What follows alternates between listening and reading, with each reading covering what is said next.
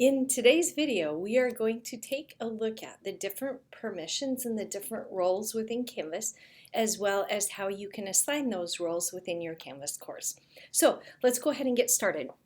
The first thing I want to show you is the permissions. Now, this is an administrative level tool, and so you will not be able to see this. However, I wanted you to be able to take a peek at what this means when we set up these different roles within Canvas. So within Canvas, as you notice across my screen, there's a student role, teacher, paraeducator, there's substitute teacher, etc. So we have a lot of roles which are already set up in Canvas. I can create more roles. Just tuck that away in the back of your head in case you have a need for something that isn't available. Each of the different permissions or each of the different roles has a different set of permissions. So you can see these on the side and you can see what each role can and can't do. So for example, editing grades, well, a teacher can do that. However, a student can't, a paraeducator can't, a substitute teacher can't, etc. So we've tried to set up these roles with permissions that meet the needs of those individual roles. There is also a substitute teacher role in here. The substitute teacher role is pretty much view everything, and so they can't go in and make any adjustments to your Canvas course. They can just view everything. A paraeducator has very similar roles. However, they might be able to do a couple more things than a substitute teacher needs to.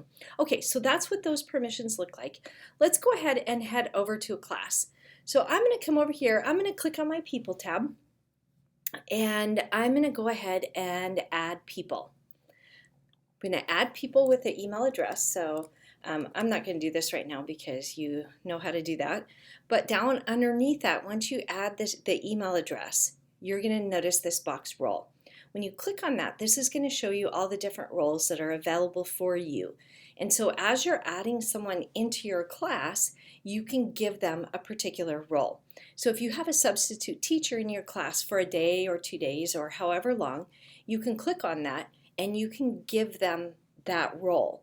And then all they'll be able to do within your class is to be able to view everything. They won't be able to go in and change grades or anything. So it makes it really handy for you to be able to add people when they have different permission levels. Once you've changed their role and you have their email address, you're just going to follow the little boxes at the right and you're going to add them into your class. Once you've done that and you click on the People tab, now you're going to see that person here. Now, in the case of a substitute teacher, you might only want to have them in your class for, say, 2 days or however long you're going to be gone. And when you come back and return, you don't want them to be a part of your class anymore.